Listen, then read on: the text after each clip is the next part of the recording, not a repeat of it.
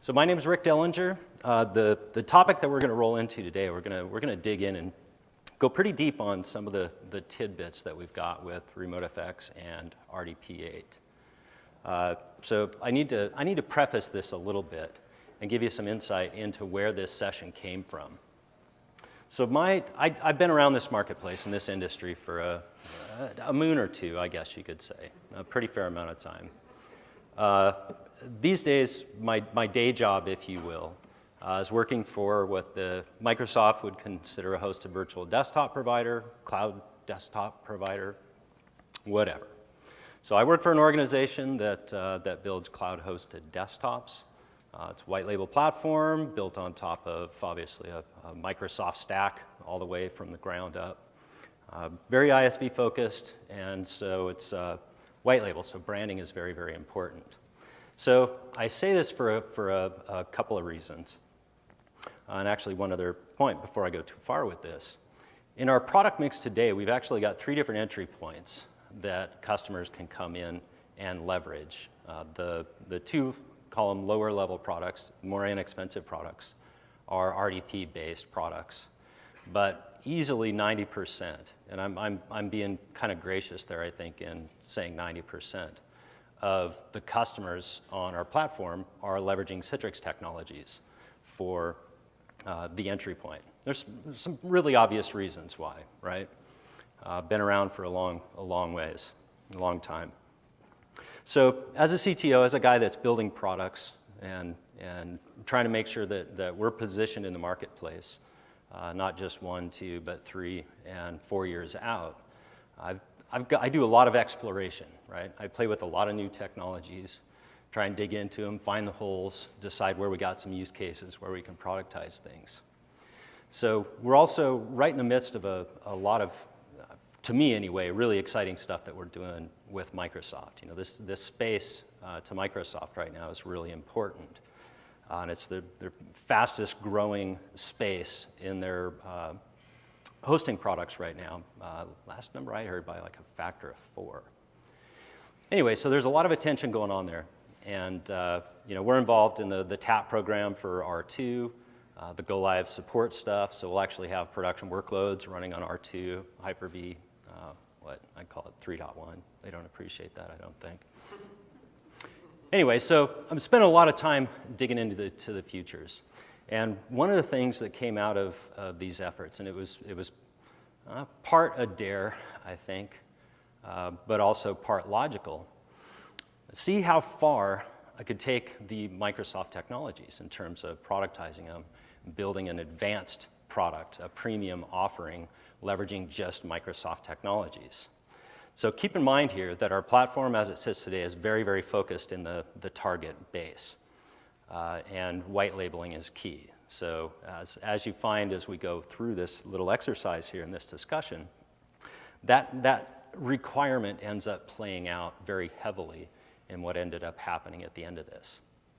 So this is kind of the backdrop for this session. That was kind of what framed up all the research and all the development efforts that went into the content that I'm going to share with you now. So before I dive too deeply into it, I'd love to get a little bit of positioning experience stuff from you guys. For starters, who was in Sean and Benny's session earlier on this morning? Gotta love that stuff, right? Who's seen it more than one time? Right, I'm on like 20 times, I think, seeing them or something crazy like that. And every time, it just totally is fabulous, blows me away. Then what about the Microsoft session around lunchtime? Yeah, that was great. And fortunately, I got an opportunity now, after sitting in that session, to cut out some of the things that I was going to go into and compress my time down. So thanks for that. I appreciate it. All right, how many people are doing an RDP-only based VDI or server-based solution today? Quite a few of you. Ish? Doing it ish? Kind of a combination? All right, platform, just shout out. 08R2, 2012, Windows 8. What, you'd raise your hand. Oh, you're the RDP guy. Got it. Got it. Still 2003 server. Seriously? Yeah. You're a brave soul, my man. You are a very brave soul. Published desktop. Yeah, Ken doesn't surprise me. Mr. NT4 out there. Another legacy. All right, anybody doing the new stuff? Anybody doing 2012? Diving into, nice, nice. What about R2? And the stuff with blue? Yeah, a couple of you? Yeah, they've got some really good stuff in there, and I'll get a chance to touch on some of those here in a little bit. But in terms of a level set, here's kind of the path I'm going to take you down as we go through today's session. I'm going to start off with a little bit of a level set on RDP and RemoteFX, because I find that people tend to get really confused over the two. What is RDP? Is it RemoteFX? So I'm going to do a very brief walk back through and show you a little bit of the timeline of how we got to where we're at today, just to clear up some of the confusion over terminology and such. Then I'm going to dig in and do much more of a deep dive into RemoteFX. And I say RemoteFX v2 here. So I'm going to dig into it pretty deeply. I'm also going to span out a little bit beyond just the protocol and the connectivity itself. I'm going to get in and talk about and show you some of the user experience, some of the things that you can do to tweak and optimize and fine-tune and improve the user experience. And along the way, I'll also share with you some of the challenges, some of my frustration points along the way. I'm going to do a little bit of a dive into the whole enumeration, resolution, connection process. How many of you are running some Citrix somewhere in your environment, customers' environments? All right, fair amount. Some interesting differences in the way that Microsoft handles that whole enumeration, resolution, connection, right? So I'm going to chat about those for a bit. And then really where I'm going to focus most of my time in the demo stuff is actually on the user experience. Because the user experience and some of the things that you can tweak with the user experience creep their way all into the operating system, especially when you start talking about Windows 8, Windows 8.1, RT, the whole tablet user experience, and so forth. And then I'm going to go ahead and wrap it up in talking about and sharing some of the tips, the lessons learned, how I got around some things, and how I optimized some of the user experience elements. All right, so before I dive too much further, last little tidbit, we've obviously got some really, really nice enhancements coming out pretty quick here, right? We got R2 coming. R2 does have some new enhancements, changes, optimizations to the protocol, and also some new features and capabilities on the back end. So I pared down some of my content a little bit, focused it a little bit more, so I'd avoided some of the overlap with other sessions. Keep in mind, you can go back and get the other sessions to fill in any blanks if I end up leaving any. I'd also encourage you to ask questions along the way. If you do have something, feel free to shout out. I'll do a little bit of a repeat so we can get it onto the video for those that did not join us, did the early flight out or whatever. So as we go through, I'm going to pop up and I'm going to talk about some of the new stuff that we've got inside of R2. All right, so let's go ahead and get started then. When you start digging into this stuff, you're going to find this massive acronym soup of remote desktop blah. So even to fit the stuff into one slide, I ended up having to do some wildcarding. And besides that, you know, it's wildcarding. It's a little geekier. I'm all over that stuff. So anyway, we're going to focus on a couple of these things. I'm not going to talk too much about the whole virtualization host and the back-end elements of that. I will share some of my frustrations in the management structure and the way that they handle things today, because that was one of the more challenging points, shall we say, in working with it. But really, I'm going to focus primarily on the protocol. And when I start getting in and talking about the user experience, I can't help but touch RDWeb. RDWeb is a big component of the user experience, right? It's something that the user actually sees. And what we find as we start tuning and tweaking the user experience a bit is that we actually need to get in and we do some tweaking on the back end on the farm structure, some of the naming conventions and things that we use there. But really kind of the crux of this slide is RemoteFX versus RDP. So how many people have been around the industry long enough to have followed Citrix through ICA and then the birth of HDX, and now HDX being the big umbrella marketing term, right? So same type of a deal with Microsoft and with RemoteFX. RemoteFX started off as a pretty focused feature set, a part of the technology stack that we used. But it's morphed and it's grown, and they're leveraging it much more now as an umbrella term. So I'm guilty of flipping back and forth between the two. I pretty much guarantee you that I will today, and I'll use them a little bit off. But anyway, I want to kind of impress upon you that RemoteFX is now kind of that roll-up, that umbrella term. RDP is still a protocol that's leveraged underneath for a lot of the capabilities. All right, so let's take a very brief walk back and look at how we got to this point. So I see at least two faces in this room that were very, very close to that very first bullet that shows up on that screen. So this stuff obviously came from some interesting collaboration, shall we say, between Citrix and Microsoft back quite a ways back. But if you look at how things have progressed as we move forward, a lot of people on the outside looking in thought Microsoft and RDP and the whole desktop remoting stuff was kind of the bastard stepchild, if you will. I'd say redheaded stepchild, but that would be not racist. It would definitely, never mind. Anyway, so as you look at the evolution of RDP and desktop remoting inside of Microsoft, you end up starting to see a pretty clear escalation of importance, an escalation of investments that people have been making, that Microsoft has been making in the technology. And one of the big tipping points I'd like to point out comes right down after version 6.1 there, when Microsoft bought Callista. So that was kind of interesting. Callista was just starting to come out. They were just starting to make a little bit of noise. People were just starting to learn about them. Microsoft came in, scooped these guys up, and then for all intents and purposes, they disappeared for a couple of years. Nothing. Didn't see much, didn't hear much. If you didn't know the PMs or any of the developers on the team, you'd have swore that they just flushed the technology.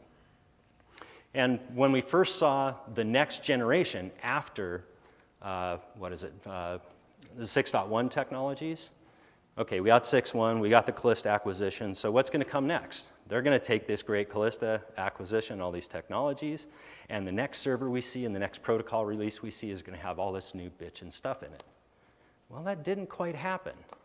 So ultimately, when we first started to see and first started to feel some of the impact of the Callista technologies is with the 7.1 release that came out with Server 2008 R2, Windows 7 Service Pack 1. But as you'll see when we start getting in and we start talking about RemoteFX 2, so that was essentially RemoteFX 1, right? Their initial release under the Microsoft umbrella, all the integration into RDP and the rest of the Microsoft stack. Well, that time frame between 7.1 and 8.0, I'll impress upon you, there is a massive inflection there. So the amount of investment, the amount of innovation that they were able to make in the protocol and the capabilities there over that period of time was substantial.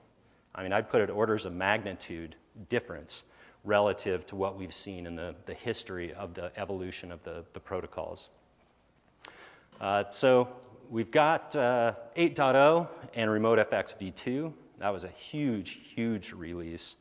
And really the first time, in my opinion anyway, that the promise of the original Callista technologies really started to become evident. It was more accessible and available to more people. And I'll talk about some of the reasons why here in a moment. Now we got this new stuff coming here. We got Blue, or R2, and Windows 8.1. How many of you have spent a little bit of time in that stuff? Just in serving the UI and tweaking and working your way around in it. Yeah, I saw at least a couple of hands going up. All right.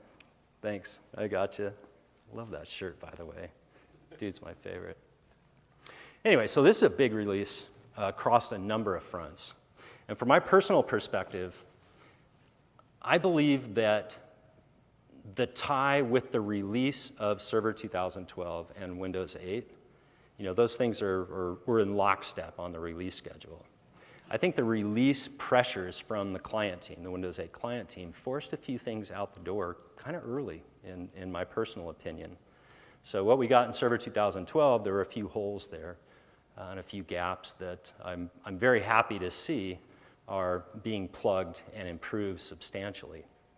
So there's a lot more momentum in just that short time frame. They're ratcheting it down.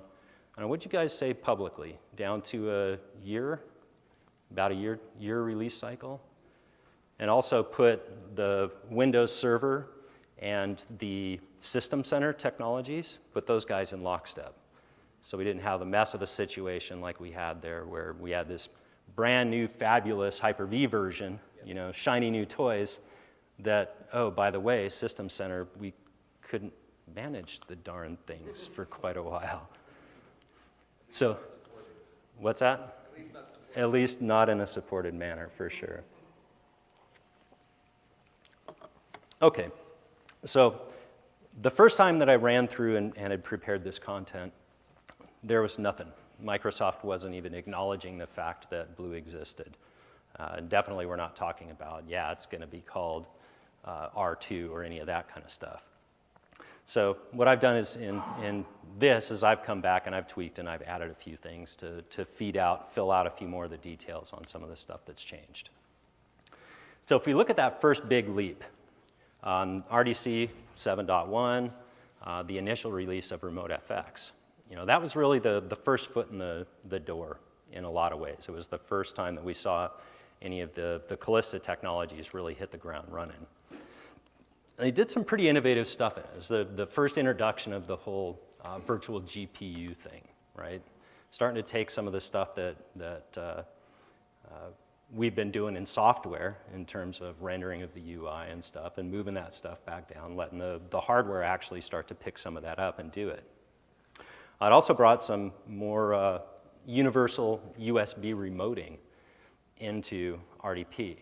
So we've seen that for a while in the Citrix world, right? They had beat them to market by a couple of years maybe on isocronous USB, something along those lines. And also the first iteration of the RemoteFX codecs made it out and were available. I'm not going to dig too deeply on those because I'm going to tear them apart here in a little bit. There were some downsides to it, however. Obviously, number one, if you got to have a GPU in place to do it. Now, if you look at the release time frame here, did you have NVIDIA standing out here throwing thousands and thousands of dollars at Synergy at all the different events because now they're actually starting to pay attention to it? No, you didn't. So even finding server class machines that you could put a video card into, much less a supported video card, was actually a challenge. There were certainly some out there. Some friends of mine did some pretty solid testing and beating on that stuff.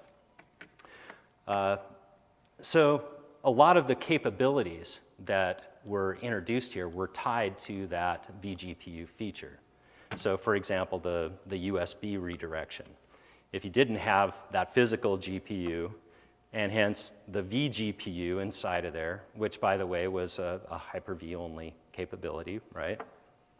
Then you didn't get any of that isochronous USB friendly, happy loveliness. So it was tied to Windows 7 only, on Hyper-V only, except there were some points where the codec actually leaked and started to help us get some better performance out of the UI. One thing that was kind of key here is that in that first iteration, as the codec started to get, the way the screens were chunked and the displays was cut up and remoted was more traditional. It was still more the grid base, right? You got X size display, it's carved up into X slices, one direction or the other, and you got your little blips that they handle. So I'm sure you've all seen, the fact that you guys are here alone, in my mind, tells me that you're amongst the top 3-4% of the technologists in this space in the world. So I'm sure we've all seen, a poor network connection, RDPing into a box, and seeing it start to build, Pac-Man style, but reverse, actually. So, it wasn't that sophisticated at that point in time, and I think you're going to be pretty impressed with how far they've come with it. when we start getting into the 8.0 stuff. It was, however, positioned as more of a LAN-only use case, right? So very supportive of some of the partner technologies that really help extend the platform substantially. So now we start into the RemoteFX 2 world, RDP8. One note about the downsides. Yes. From my point of view anyway, that Microsoft keeps, when they release a new version, you have to update the client, the latest version to support that. And It's kind of crazy in a large enterprise environment because we have Windows XP or Windows 7 best case scenario. Now you have to upgrade your entire endpoints to the latest release to support these new features, unlike the other vendors, let's say. This is a major downside. So the comment here. Of that with the other vendors. Yeah, so the comment here.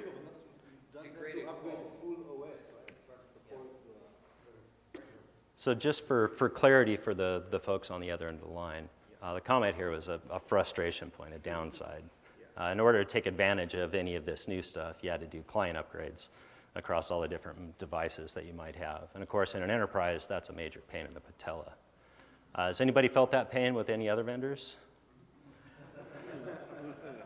Yeah, unfortunately, it's kind of something that we've just got to deal with.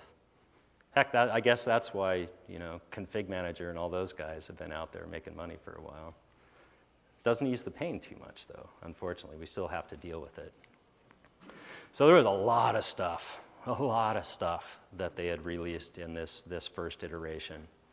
A couple of these I've got some bullets on, or the asterisks on, because I'm going to come back and I'm going to tear those apart in a little bit more depth for you. So I'm going to go down, I'm going to touch on these ones that I don't have bulleted, because they're arguably a little bit more minor features. So one of the key elements that they added, and this makes sense, right, is we now have touch is such a key integral focus of the whole Microsoft experience and how they see us moving forward. Albeit a little bit of a slip up in the release with Windows 8 because the hardware industry wasn't there. And even though you had devices like my little Ultrabook here that's got touchscreen, people don't get it. Apps don't get it. I didn't get it. It took me a long time to really start to wrap my mind around this stuff. And really when I started, where I made the most progress is when I bought this sucker. As much as I can bash this thing, that it really, as soon as you got touch-enabled device, that's when the aha moment hits with Windows 8. And it improved substantially, I'll say, with 8.1.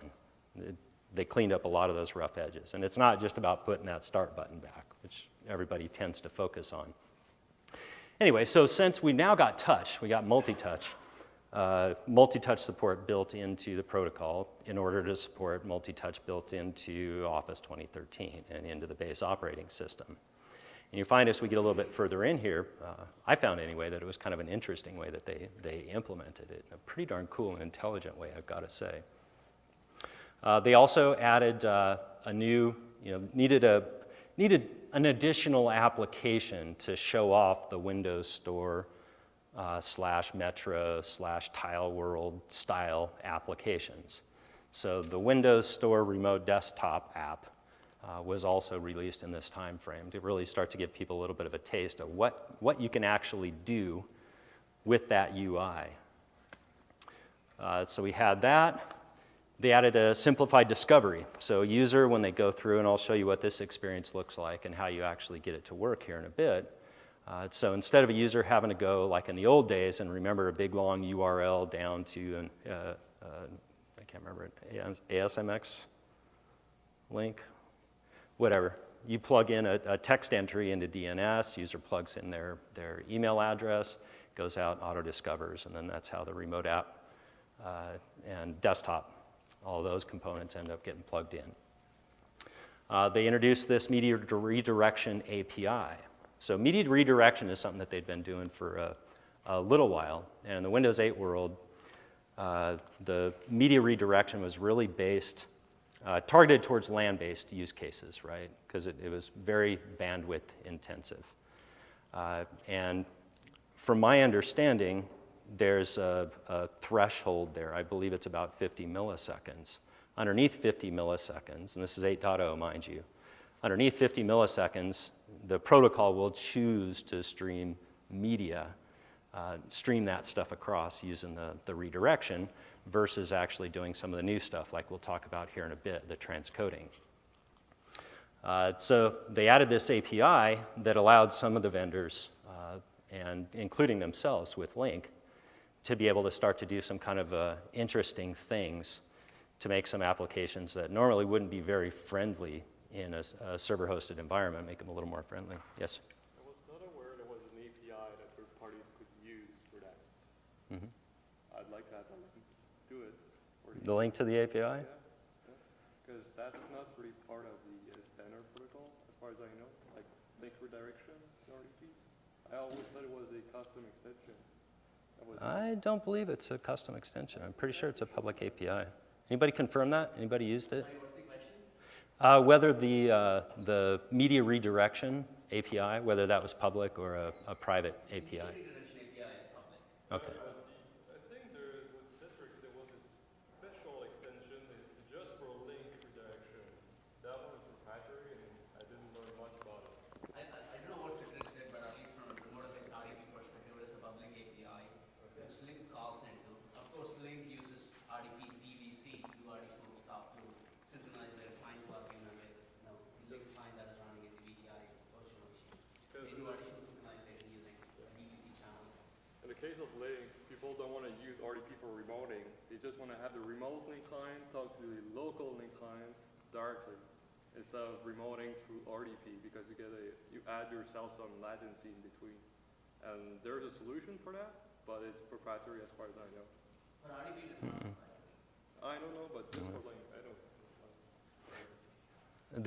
They do have the solution out there for Link, and basically what it does eliminates the dog leg scenario where you got your Link server up in the back end by instead redirecting and doing peer-to-peer for the multimedia content. Yeah. Okay, another thing that was really cool was the introduction of the soft GPU. So now we didn't have to have this vGPU. We didn't have to actually have a physical GPU in our servers that we were hosting our VMs in order to be able to take advantage of things like the isochronous USB redirection. So that was a pretty big step forward. I don't know if, how many of you actually have some of these adapters in your servers, have vGPUs and are pushing it? Well, I know some of you are doing it in the lab and playing and doing some fabulous things with it. How many people actually have users on it, living it, loving it? Okay. Yeah, that's kind of my impression, that it's pretty early in the game. There's a lot of gotchas along with that, along those lines, I should say. Not just in the Microsoft world, but in some of the other vendors as well.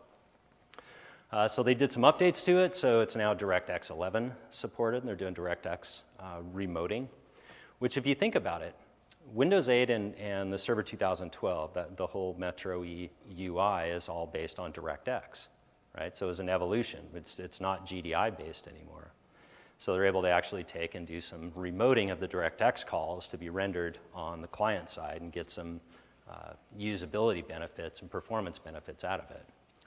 One of the biggest things that this did, once you got the soft GPU, besides now actually being able to leverage some of the features like the isochronous USB without having a physical GPU available, it also now we could leverage that same capability in session-hosted environments, right? Leveraging more traditional RDS, terminal server, terminal services.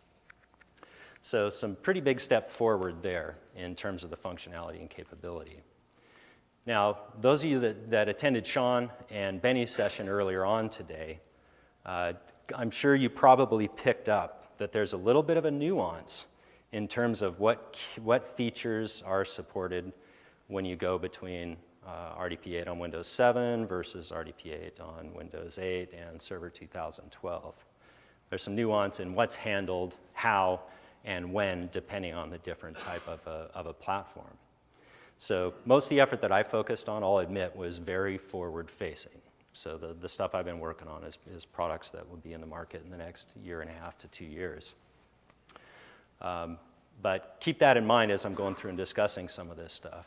Most of the impact to really get the full feel and the full benefit out of this stuff, you're going to see it on Windows 8/Windows 8.1, Server 2012, in Server 2012 R2.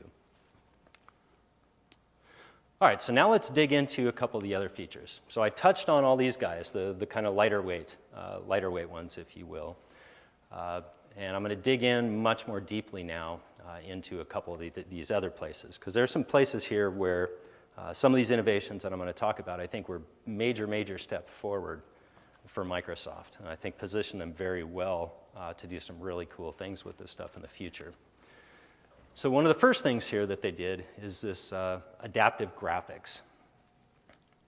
That seems backwards. All right, so adaptive graphics. What they're doing with this stuff is actually really cool. So if you remember when we were talking about the 7.1 stuff, how in the 7.1 stuff, the way that they chunked it up and made decisions and did the updates was essentially a grid pattern across the display. With the adaptive graphics and the introduction of some of those pieces underneath, they're actually now able to take and carve up the user interface, what is being presented to the user, carve it up and identify on the fly 3 different types of content in there. So as they're doing that, they've got these 3 different types of content that they can now identify, and they're actually leveraging multiple different codecs for the different types of content, right? So they got optimized codecs that they can evolve and tweak and develop over time for the different types of content. But one thing that blew me away as I started to wrap my mind around it is they can actually do that identification, make those decisions very granularly in the UI at 30 frames per second, essentially the equivalent of 30 frames per second. So if you can think about that, that's pretty cool. There's some pretty intense things that you could do with that. So they basically break it up into 3 different types. You've got your text, you got an optimized codec, and I can't remember the name of the codec, but there's a text optimized codec to handle the text on different screens that you've got. And then you've also got still image, the progressive rendering codec. And I'll show you how that ends up looking here in a little bit. But then you've got one that handles moving images, things like videos. And if you think about it, there's a little bit of a gray area potentially between what is a still image and what is a moving image. And they're doing some really cool things under the covers, actually, to be able to determine when to use which of the codecs and to be able to actually switch back and forth between them as the network conditions and so forth change. So with the codecs, specifically for the moving images, the way they handle the moving images, they started now to do a bit more like some of the other vendors out there are doing, where they're actually doing some server-side transcoding and adaptive transcoding of the moving image content. So in 8.0, they're leveraging the built-into Windows H.264 codec. And when they detect a piece of screen content as a moving image, then they take that goes into the codec, is re-rendered, and then it's shipped down for presentation on the client. So the thing that makes this really interesting, so that's cool, right? They can re-render it. But what makes this really interesting in terms of its potential, now as you saw, there's some idiosyncrasies in the way it actually works out on the street today. But in terms of its potential, the other thing that they added in that transition from 7.1 to 8.0 was much more intelligent ability to identify what's going on the wire, the network conditions between the client and the server-side session. So in some use cases in the past, they would make some determination, but it was more like at connect time. Okay, what's it look like? Looking pretty decent. Okay, I got my session set, and it's set. But now they've got that continuous ability to continuously do those detections. And as network conditions change, they can actually change things like the frame rate that's showing up down at the client side. So it gets kind of interesting when you start to think about the possibilities and the way that you can handle a lot of different media types and content types that way, using more of a generic compression tool, if you will. One thing, interestingly, that is not there, and Sean and Benny hit on this quite a bit earlier on as what they see as kind of one of the bigger pitfalls, if you will, is no support for OpenGL. Okay, I say no. It's not no, right? Okay, I can say no, as this gentleman says. So the software rendering OpenGL driver that's been around since, I don't know, when did that come out? Brad, you would know that. No? Long time ago. I'm thinking like Server 2000-ish time frame. Yeah, it's been around for a long time. So they got the rendering for OpenGL 1.1, but so far if you want to run RDP, RemoteFX, and you've got an OpenGL-based app, you're going to have to look elsewhere. Okay, so I mentioned the ability to adjust the frames dynamically as they flow through, and also to drop frames as they're going through, right? And the last thing that I'll point out here is that they've got multiple different encoding stacks to be able to leverage underneath the covers. So remember, we got soft GPU and we've got vGPU. So we got a couple of different stacks to be able to leverage there to handle different types of use cases and scenarios where people might be implementing this stuff. So we start to step into RDP 8.1, RemoteFX 2.1, Server 2012 R2. If you remember, I mentioned earlier that the H.264 encoding that they did was leveraging the built-in Windows codec in 8.0. With 8.1, they've actually taken that default codec, done some intelligent things, tweaked it, and optimized it for, instead of just general presentation of decoding of H.264 content, to actually be able to handle remoting scenarios a bit more intelligently. And I haven't seen any of this stuff on the wire. I was hoping that Sean had given up his last hour a night that he was sleeping and had gotten in and done some of the testing with 8.1, which he didn't, and you're letting me down, so you're no longer my hero, man, sorry.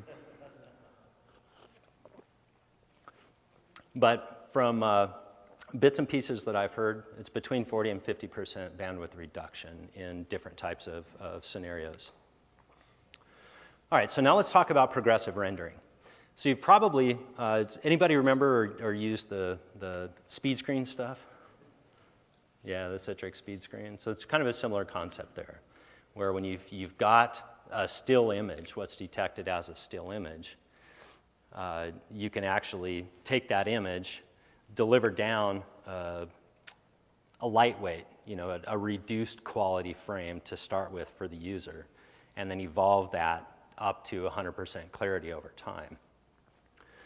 So the thing to remember here is that even if we're looking at this particular screenshot here, right? And I shamelessly lifted this from a Microsoft deck that I had found. But if you look at it, notice the text down below, that's not changing, right? Because the text handled by a different codec, it's always dumped down, and it's in high fidelity right from the get-go. It's a lot tougher to read text that's obfuscated, right? If it actually built to some measure of quality. But from the image perspective, when it is more of a still type of an image, you can have the ability there to kind of fade that image in, and thereby improving the user experience in the scenarios where you've got bandwidth-constrained environment, or you've got network conditions like dropped frames and latency and so forth that come into the mix. All right, so now on the progressive rendering side, progressive rendering also benefits from an enhanced codec that's come around. So remember I talked about there's those three different types. We got the text, we got the still images, we got the moving images. So the codec used for progressive rendering also has seen some improvements and enabled the ability to actually do some client-side offload of the H.264 rendering. Now, this is one of the questions I was trying to clarify with you earlier, is how that actually went down.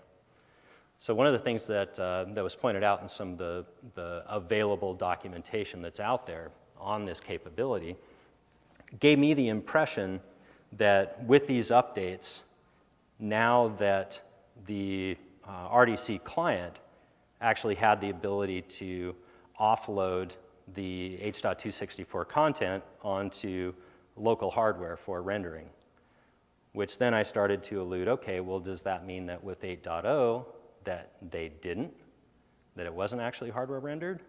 And that was an answer that I didn't get. And I don't know if it's an easy answer that any one of you guys could answer, but.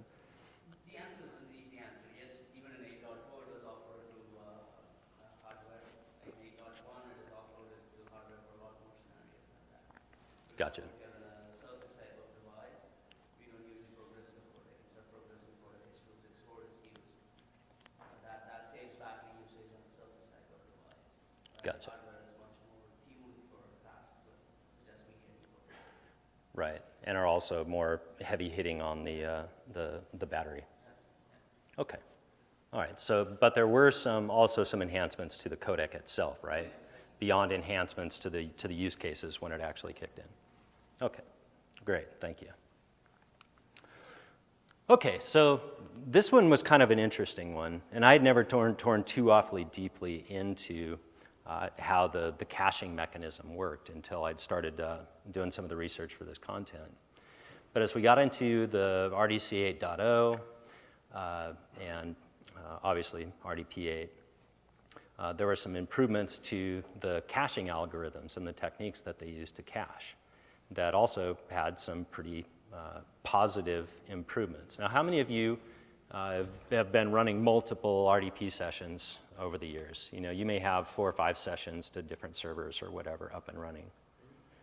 So one thing that I had never picked up on, because I didn't dig deeply enough into it, is that prior to 8.0, only the first session that came up was lucky enough to actually get persistent cache. So the first one came up, it got its persistent cache. It was obviously persistent, it was on the local drive. Any other sessions that you might have didn't actually get any cache along with it.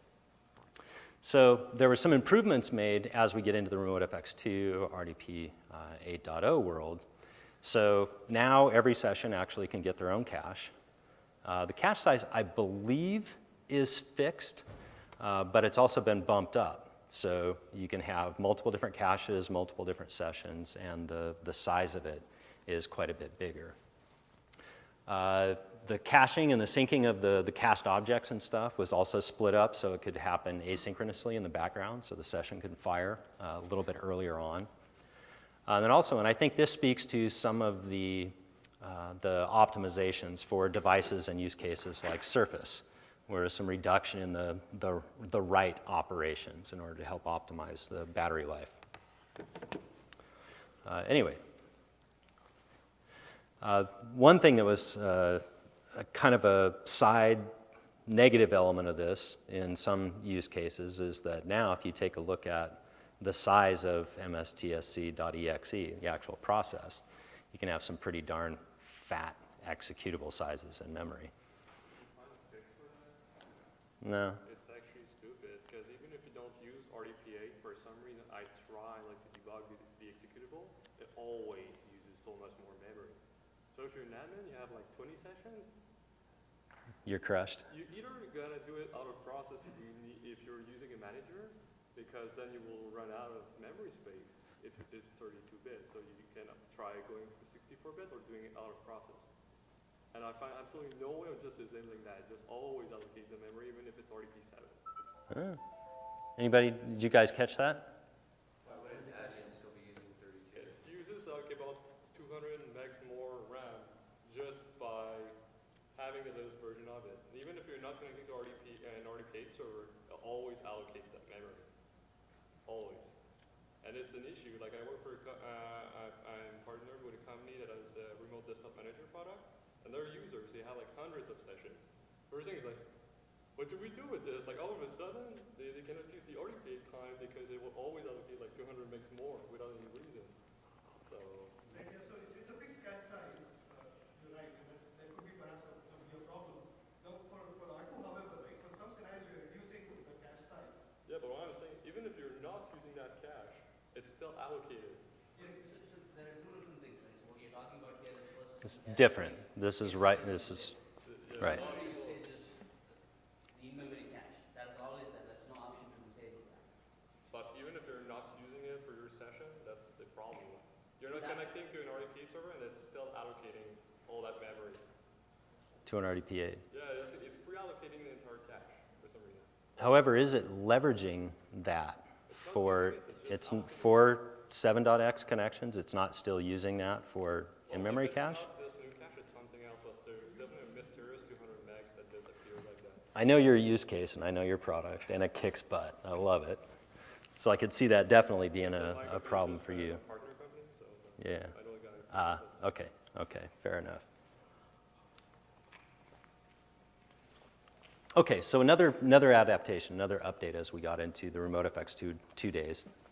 You know, the client now, you got the default of detecting the connection quality. So that connection quality detection now is quite a bit more sophisticated. And as I mentioned earlier, that detection is not just a one-time. It's not just part of the session setup. So as you're going through, you're doing different activities. Maybe you're roaming around. You've got different quality of bandwidth, of 4G or of Wi-Fi. It's actually detecting and adapting the behaviors of the session, and of the protocol accordingly.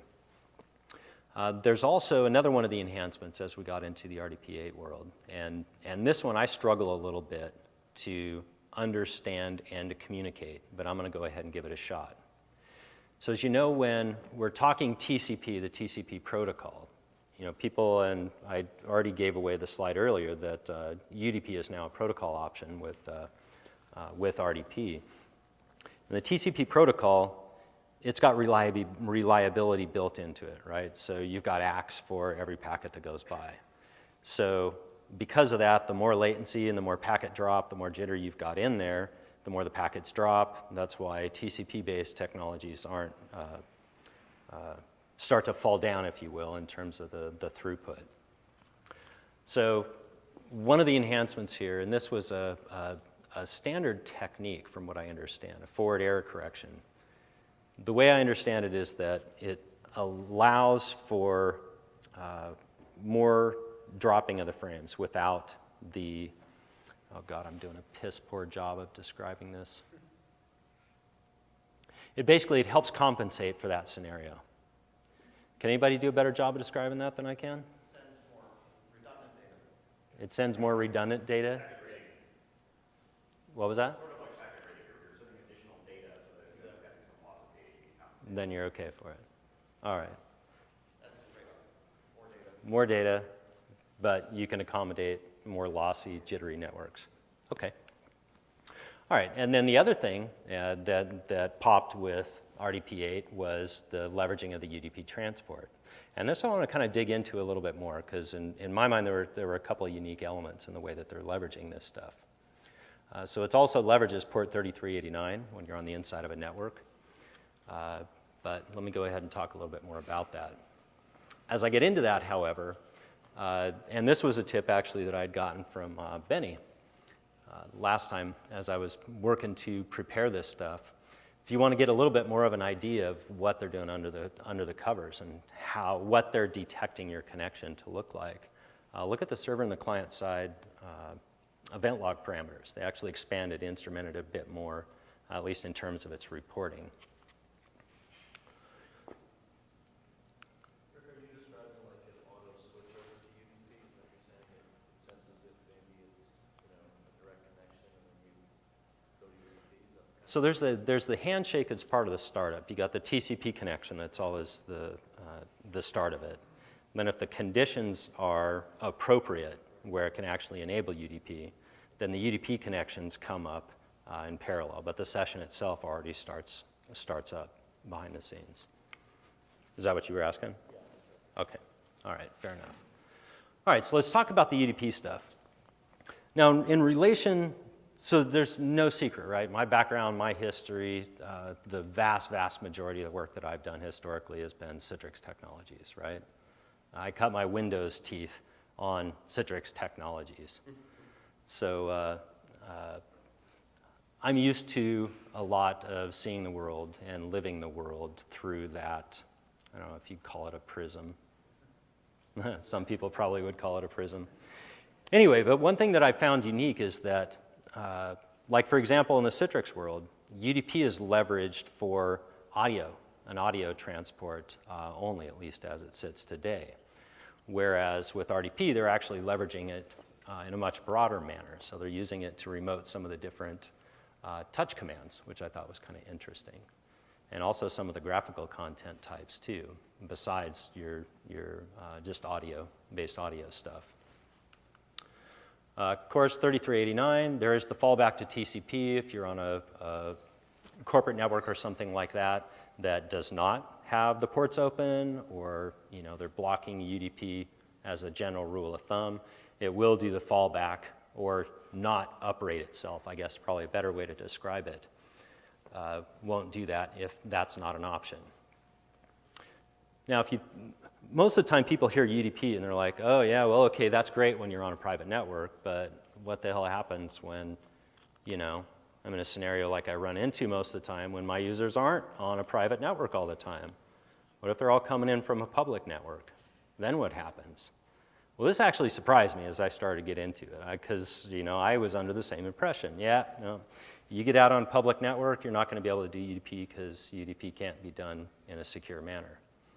Now, I'm an infrastructure guy, not necessarily a super deep network guy, right? So it was my impression, UDP, yeah, you can't do UDP securely. However, Microsoft did implement a way to securely leverage UDP, not just leverage it, but also to proxy it through the RD gateway. So you're able to, on a public network, going through an RD gateway, and I'll show you the connectivity and how you identify that here in a little bit, but you're able to actually leverage UDP and get all the benefits, the performance improvements and stuff out of UDP, and usability improvements even going over a public network. So looking at RD gateway here for a minute, there's actually two different transport mechanisms or techniques that you can leverage to get in through an RD gateway. There's the classic mechanism that leverages an RPC over HTTP, and then there's the new mechanism, if you will, that's actually pure HTTP based. And so you end up with a couple of different potential paths there, but for the newer connections to the newer servers that are able to support it, you actually don't have the dependencies upon IIS there anymore. There is a way that you can go ahead and disable UDP if you really don't want to use it. But as I mentioned, that handshake is done after the TCP connection is set up. Credentials are handed off. The basic framework of the session is already set up and built. And then they backhaul it a little bit, if you will. It's later on the connection process then that UDP is set up. But basically, as I understand it, they leverage a key handoff with TCP in order to encrypt the UDP traffic as it flows through between the RD gateway and the client side itself. And then that's how they're able to actually make it secured. This has some interesting implications on load balancing also. So as you get in, you can actually, if you're not connecting now to any of the older servers, so you don't have to connect to any RDP7 hosts. Excuse me. In the past you had to use stateful load balancing because of that dependency, the leveraging of RPC and some of the dependencies there. But you can now actively load balance your RDP over SSL connections as they come in. And that goes away. You can't do that if you've got the older school connections coming through. But you can also do load balancing and dynamic load balancing of the UDP connections coming through. And those connections can even go to different RD gateway servers. That one had me scratching my head a little bit as I was trying to think of how that flow would end up functioning. But it's pretty cool, so that makes it, in my mind, quite a bit easier as we're trying to scale a perimeter if you're doing any of this stuff. I understand it also caused some grief for some people like, is Claudio with us? Claudio was making a little bit of noise about Kemp, and Kemp not supporting UDP and not being able to do this very cleanly. I don't know, that may be cleaned up by now, but. All right, so this is another new capability. We start to talk about the R2 world, is pluggable authentication for RD Gateway. Now this I was not able to find much details at all on the implementation. However, based on the fact that the way they describe it functioning, working through RD-Web or through RDP files as your connection mechanism, that would tell me that it's a pluggable module server side, and somehow you drop that module to add two-factor authentication, for example. It's based on the functionality of this web on screen enhancement. There's one where you can install additional specification modules to your like gene replacement in the previous years. It's based on the same stuff. So it has, the way it's implemented, it actually pushes a new GINA down through the connection? It looks close to the GINA in the previous versions of Windows, but it uses new interfaces. Okay, because I understand it works with the different browser versions, not just with Internet Explorer. And that Any authentication dialog in Windows 8.1 and R2, as I understand, you can have some additional plugins that will do second factor authentication. RSA will be the first one, but other... That wouldn't surprise me, RSA be into the market first. You can have your PIN prompt even on connected to the file share and to every authentication prompt. Interesting. So it wouldn't surprise me that RSA would be the first to the table with that one. Who? Form factor. Gotcha. It's all coming together now. Okay, I just realized that it's 3:43. Are you giving me the 10-minute? You're getting close to giving me the 10-minute, aren't you? At 45, I was getting you 10 minutes. So close. Oh, holy crap. You guys let me talk too much. All right, so I'm going to jam through a couple of these things. Connectivity mechanisms that we've got. We got to have an RDP client, right? Remote desktop connection is still there. The integration of the desktop with remote apps, the ability to drop shortcuts down onto the desktop, launch those things, do single sign-on or cached sign-on, depending on the use case. You still got RD-Web, and then you've got the new modern UI as well as a potential option. The enumeration resolution process, and I'm sorry for speeding through a couple of these things, but I think I'm guessing that a good chunk of the value you get out of this session is actually in some of the lesson learned stuff here towards the end. So I'm going to go ahead and rip through some of these. Enumeration connection and resolution. So this, when we started with back in the Charlotte, turned into web interface or NFuse and then into web interface days, and the Secure Ticket Authority ended up spending so damn much time understanding how the clean and secure authentication flowed, how the tickets handled, who validated them, when and where they got handed off, and why, defending why it was secure. So the mechanism is a little bit different in the RDP world. So you still got the two steps that need to happen if you're doing published applications or you're doing anything other than a direct connect to a server. You've got enumeration, or answering the question, what apps do I have? I've got these applications, here they are. And then resolving the click to launch. So the way that it happens actually is kind of interesting. It's I call it a stub connection, for lack of a better term, where you actually get an RDP connection, the beginning of an RDP connection to the remote desktop connection broker. You get that connection to the connection broker then makes the determination of where you need to go, sends your connection then over to the server that's least loaded, or you have the permissions to, or whatever. I found that kind of odd and a little bit backwards in some regards. I understand the logic and the why they did that after I dug into it a little bit, but honestly to me it seemed a little bit counterintuitive, especially before digging into it and looking at the connect sequence when you actually go through an RD gateway and seeing the session come up, connecting, determining network quality, and then seeing it flip and go through that same process over again was a little bit disconcerting the first time I sent it. All right, I talked about the pluggable authentication. A few other things. These you would end up seeing. I'm not going to hit too much on those, unfortunately, time-wise. All right, so let's go ahead then and just do a quick jump up to some of the lessons learned. So as I started to dig into this, you know, in our business model in particular, brandability is key. Our customers don't even see Nginx in the mix, right? It's our customers' customers don't even see Nginx in the mix.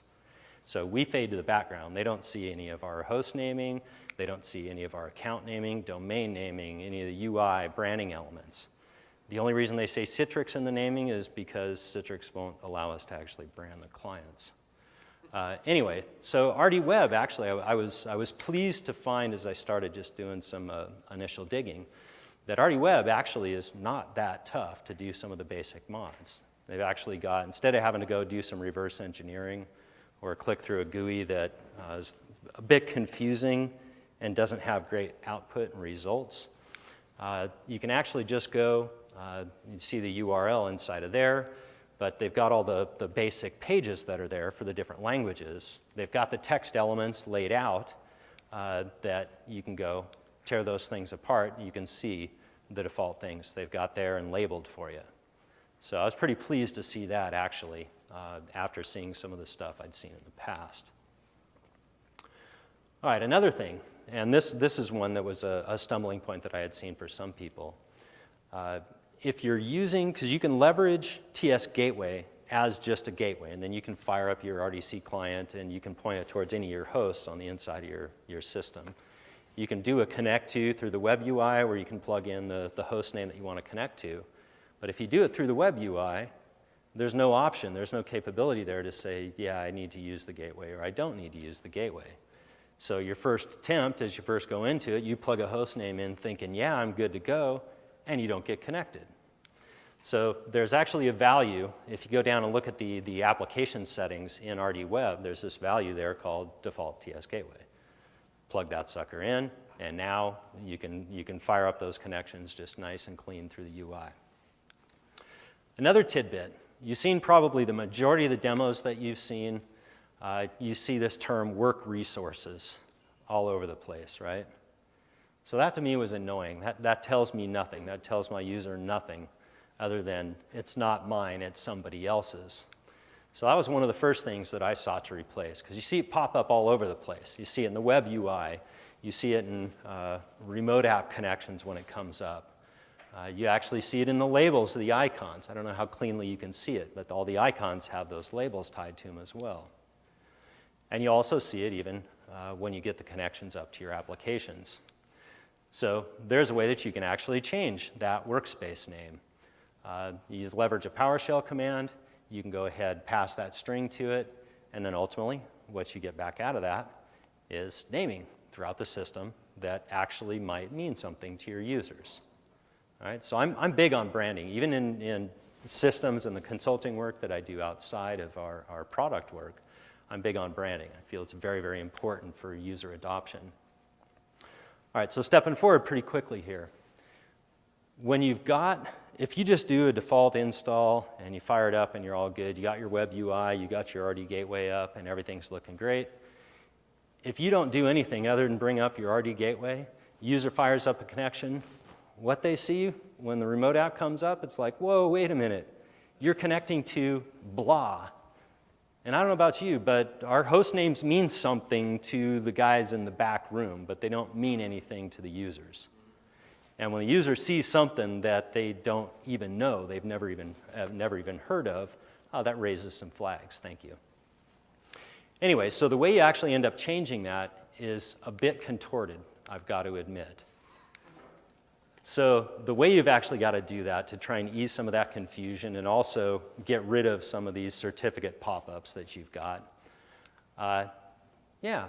change the name of your RDS farm. Okay, well, how do you change the name of the RDS farm? This one is beautiful. How do you do it? You enable HA mode on your RD connection broker. Duh. Hello?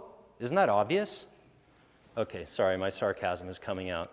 So there's a way that you can change that, right? You fire up HA mode. When you do that, you can actually put a real name in there. The name can match your certificate. The cert prompts go away. Life is looking a little bit better. But then regardless of what you put in, you can put in all lowercase, and it'll turn around and throw the crap back at you in all caps. All right, admittedly a little bit of a tweaky little detail item, but anyway, there's another PowerShell mechanism you can use. You go out, you fire that sucker up, and you can change that. And then once you do change it, you can do lowercase, you can do mixed case, whatever you want to get the presentation you're looking for.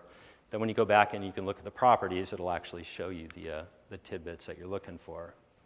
And then once you do that, when you get your connecting to dialogues that come up, it doesn't show some random, bizarro RD connection broker server on the back end. I mentioned the auto-discover for the user. You got a text record you throw into DNS. And then that enables the user to go ahead and do the, here's my email address, and then that goes ahead and makes the connection stuff come up nice and clean. They don't have to know that big, long, ugly URL. So my life here recently has been buried in SMB3, in scale-out file server, in Hyper-V R2, in System Center R2. So I can't hit on a lot of details, but I'll tell you, SMB3.1 rocks. It's got some really, really cool, powerful, fast capabilities. And some of the behaviors I'm seeing, I did not expect. I didn't expect to do it as well as it did. One thing that's really cool, you saw in one of the sessions earlier today, the tiered, automatic tiering that you get with storage spaces. Downside is it's JBOD only, so if you can't do any tiering leveraging network storage, you've got to have direct attached storage to work with it. But you can now do online dedupe. So SMB3, there was a new feature there that had a dedupe.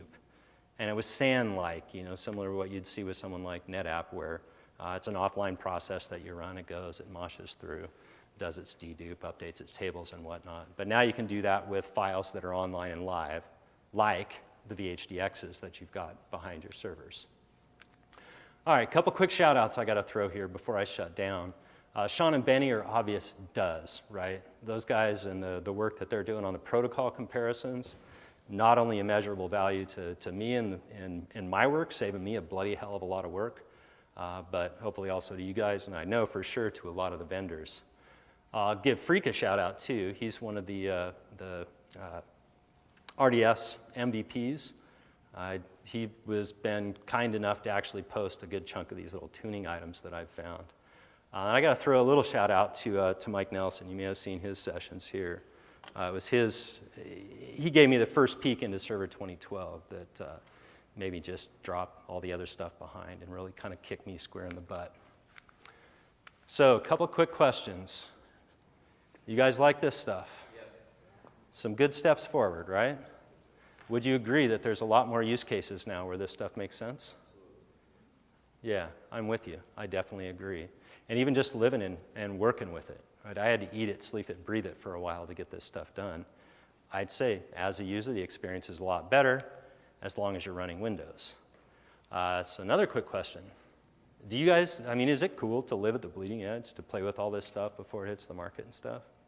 Play with, yes. To play with, yes. Point being, right? Someone's got to bleed. And in my mind, in my world, someone's got to bleed. I'd much rather that be me before I put a customer in front of it. So real quick shout here. If you dig this stuff, you like to work on this stuff, give me a shout because I'm actually hiring. Was that my outside voice? It was. All right, so some closing thoughts. Massive ramp up. The remoting of Windows is definitely, in my mind, and everything I've seen from the marketplace, is really escalating. It's really ramping up. It's gaining a lot more momentum, evolving a lot more rapidly, which is cool. It's very, very cool. You got a great user experience, major step forward as we got into RDP8, RDP8.1. The one downside today is that it's Windows clients only. So you got to go third-party client if you want to do something that's not. 6 months to a year, this man says. It'll be everywhere. Knock on wood. Come back next year and we'll see where that's at, right? All right, so final question. I went in. Yeah, am I going to build a premium product on this? Can I do it? Is it going to replace what I've got out there with Citrix? I'd say not replace. Hit a different market type? No, it's not going to. I didn't. Just so I'm clear, are you Yes, including R2 in that assessment? I am. Okay. Yeah. Because it's not only the protocol stuff. The protocol is just a small part of it, right? But if you look at the brandability elements, some of the branding elements there were deal killers in my world. And then also on the management structure on the back end, this is going to sound foolish, and it probably is. Can somebody tell me a way other than going into the damn RD Connection Broker database to pull a frickin' session host out that's dead and no longer there? I'd like to hear that after the fact. But until then, it's the end of the day. Thank you guys for the time, attention. Hope you enjoyed the conference. Look forward to seeing you next year.